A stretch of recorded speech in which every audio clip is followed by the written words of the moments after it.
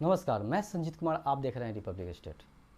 मैं आज बात करने जा रहा हूँ बिहार की राजनीति की एक बहुत बड़ी ध्रुव तारा, जो बिहार की राजनीति की चाणक्य भी कहा जाता था, जिनका जन्म 5 जुलाई 1946 को बिहार के एक छोटे से गांव में हुआ था। जी हाँ, मैं बात करने जा रहा हूँ आदरणीय रामविलास पासवान जी का। रामविलास पासवान के जीवन में बहुत से उतार चढ़ाव देखे, पारिवारिक और राजनीतिक, और जिस तरह से उनके राजनीतिक परिवार का विकास हुआ, उतना ही तेज़ी से उनके राजनीतिक परिवार का पतन भी हुआ। 60 के दशक में उन्होंने राजकुमारी देवी से शादी की, जिनके 2 बच्चे हुए, आशा देवी और उषा देवी। और उसके बाद 77 में उन्होंने पहली चुनाव जेपी आंदोलन में पहली चुनाव जीते। बाद में उनके जीवन में एक महिला की एंट्री हुई, जिनका नाम था रीना शर्मा, और 1981 में उन्होंने अपनी पत्नी राजकुमारी देवी को तलाक देकर, और 83 में उन्होंने रीना शर्मा से शादी की, जिनके 2 बच्चे हुए, चिराग पासवान, और उनके एक और बेटी भी है। उनके दो दामाद, जो रीना शर्मा के दामाद है, जो इस बार जम्मू से चुनाव भी लड़ रहे हैं।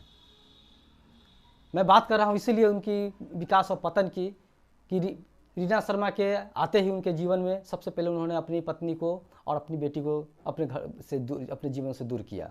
अपनी पत्नी को तलाक देकर अपनी बेटी और को जीवन से दूर किया, और उन्होंने बहुत से मुकाम हासिल किए। उसके बाद जिस रामविलास पासवान की मृत्यु के बाद सबसे पहले रीना शर्मा की उनके परिवार में बोलबाला बना, और रीना शर्मा के आते ही परिवार के राजनीतिक में उन्होंने सबसे पहले अपने पासवान फैमिली को सभी परिवार को अलग किया।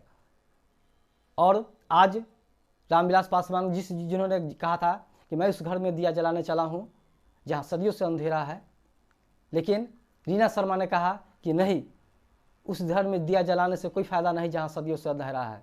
जहाँ इजोरा है, जहाँ उजियारा है, वहीं पे दिया जलाया जाए। आज वही रीना शर्मा के विचारधारा को फॉलो करते हुए चिराग शर्मा, जो रामविलास शर्मा के पहले रामविलास पासवान के बेटे चिराग पासवान कहा जाता था, अब मैं उनको रीना शर्मा के बेटे चिराग शर्मा के रूप में हम समझता हूँ।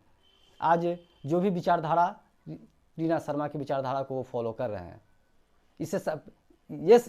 इसलिए मैं कह रहा हूँ कि रामविलास पासवान के जाते ही चिराग शर्मा ने अपने परिवार, चाचा, अपने चचेरे भाई, अपने सारे रिश्तेदार को अलग किए, पासवान फैमिली को सबसे अलग किए, और उनके परिवार में शर्मा फैमिली का एंट्री हुआ।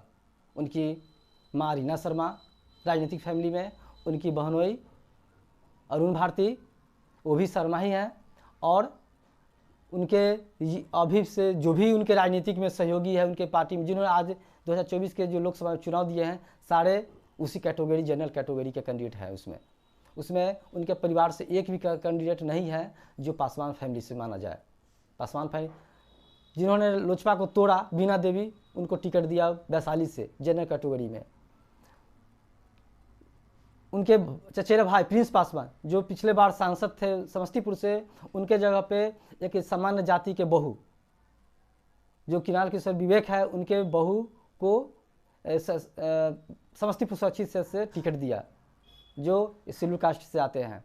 इस तरह से और भी सीट है जहाँ पे उन्होंने अन्य जाति को, अपर कास्ट को प्राथमिकता दी। तो अब उनकी पूरी व्यवस्था शर्मा विचारधारा पे फॉलो कर रही है।